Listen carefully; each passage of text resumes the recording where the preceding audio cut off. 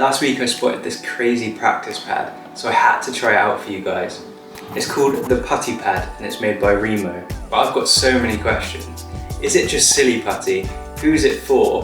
What's the rebound like? And most importantly, isn't it just going to get really hairy?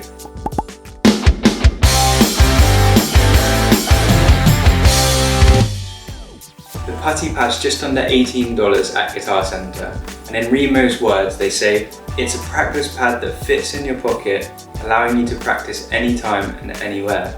I'm a massive fan of any product that can make practicing drums easier and more accessible, so let's take a look.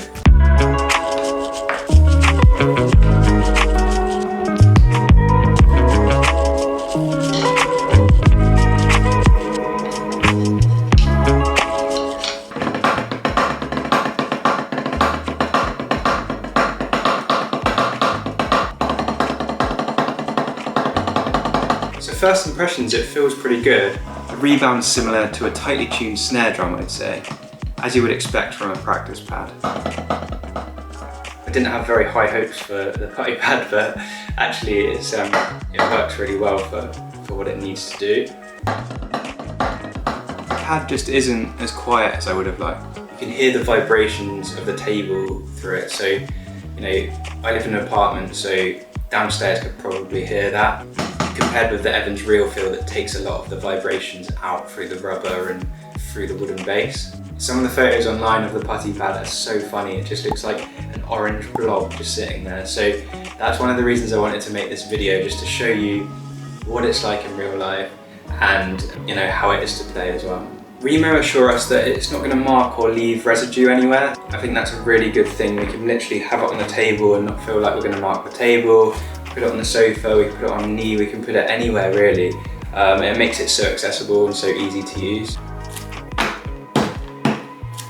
One of the funny things about the product is it's marketed as something that fits in your pocket.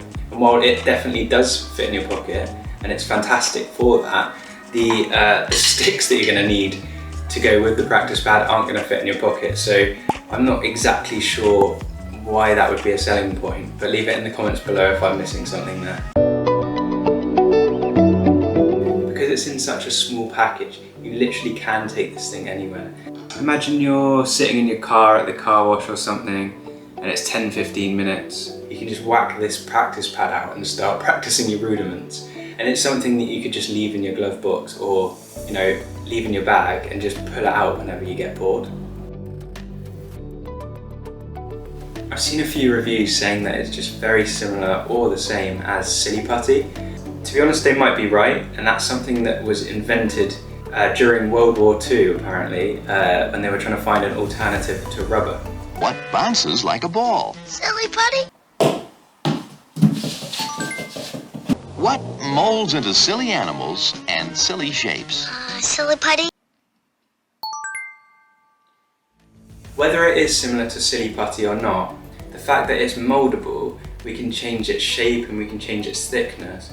It means that we can practice our accuracy and our articulation. So as an example, we can break it into two separate pads, and then we can practice, we can practice fills, we can practice moving from one pad to the other, and it makes it quite unique and quite valuable really.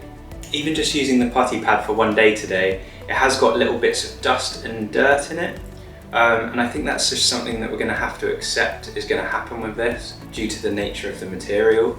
But my tip for you would just be, make sure that the surface you're playing on is free from dust and dirt and grime, and then this thing's going to last a lot longer for you. So I don't think the Putty pad is a replacement for something like the Evans Real Feel or any other standard practice pad, but it's a great accessory to have as a drummer, and if it's going to help you practice any more than normal, then it's 100% worth the $18 that you're going to pay for it. If you are feeling creative and have far too much time on your hands, there's a load of videos on YouTube of how to make your own silly putty, so that might be a bit of fun and it might work, who knows, but I'm going to stick with my Remo Putty pad, and I think it's a great investment for a drummer. If you like this video, please hit subscribe, and I'll take that as a hint to make more drum related videos. If you've had any experience with the Remo Putty pad, I'd love to hear your thoughts on it, and I'll see you in the next video.